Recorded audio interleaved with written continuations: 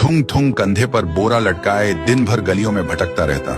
इधर उधर पड़ी प्लास्टिक की बोतलें और पुरानी चीजें उठाता रहता। फिर शाम को उन्हें बेचकर 2 वक्त की रोटी कमाता।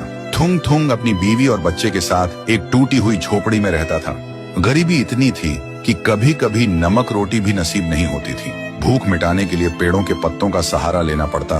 फिर भी थुंग थुंग ने कभी चोरी का सहारा नहीं लिया। एक दिन थुंग थुंग थका हारा श्मशान के पास बैठा था। शाम ढल चुकी थी और हवा में जले हुए लकड़ों की बू थी। तभी उसे मिट्टी के नीचे से हल्की सी रोशनी चमकती दिखी। वह धीरे से उठा और मिट्टी खोदने लगा। कुछ ही देर में उसे जमीन के अंदर से एक पुराना सा लोहे का घंटी वाला दिया मिला। जैसे ही उसने उसे उठाया, एक भारी आवाज गूंजी, जो भी इस दिए को जगाएगा उसकी हर इच्छा पूरी होगी, लेकिन बदले में उसकी सबसे प्यारी चीज चली जाएगी। थुंग थुंग का दिल जोर जोर से धड़कने लगा। वह मन ही मन सोचने लगा, सबसे प्यारी चीज मतलब क्या? वह घर लौटा और बीवी को सब बताया। बीवी ने ध्यान से सुना। उसकी आंखों में डर भी था और थोड़ी सी उम्मीद भी। फिर बोली, 3 दिन से बच्चा भूखा है, क्यों ना पहले खाना मांग ले। थुंग थुंग ने कांपते हाथों से दिया जलाया और धीरे से बोला, हे दिए, मेरे भूखे बच्चे के लिए अनाज दे दो, बस पेट भर खाना दे दो। अचानक पूरी झोपड़ी अनाज और रोटियों से भर गई। बीवी खुशी से रो पड़ी। लेकिन उसी रात थुंग थुंग ने देखा उसका बच्चा चुपचाप कोने में बैठा है और उसे पहचान नहीं रहा। सुबह तक बेटा उसका नाम भूल चुका था।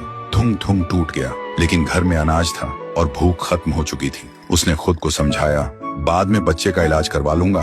फिर उसने सोचा, एक और बार इस्तेमाल कर लेता हूँ। इस बार उसने मांगा, हे दिए, पक्का मकान और दुकान दे दो। पलक झपकते ही टूटी झोपड़ी की जगह एक सुंदर पक्का घर बन गया और बगल में भरी हुई दुकान खड़ी थी।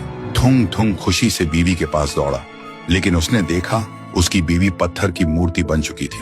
थुंग थुंग चीखता रहा, रोता रहा और कोने में रखा वह दिया हंसता रहा, क्योंकि शर्त वही थी, हर बार सबसे प्यारी चीज खोना। अब थुंग थुंग के पास बड़ा घर था, पर वह पूरी तरह अकेला पड़ गया था। वह रोते हुए पत्थर बनी बीवी को गले लगाकर बोला, मुझे ये अमीरी जिंदगी नहीं चाहिए। मेरी बीवी और बच्चे को पहले जैसा कर दे, भले ही हम भूखे रहे। दिए की हंसी अचानक रुक गई। एक तेज रोशनी हुई।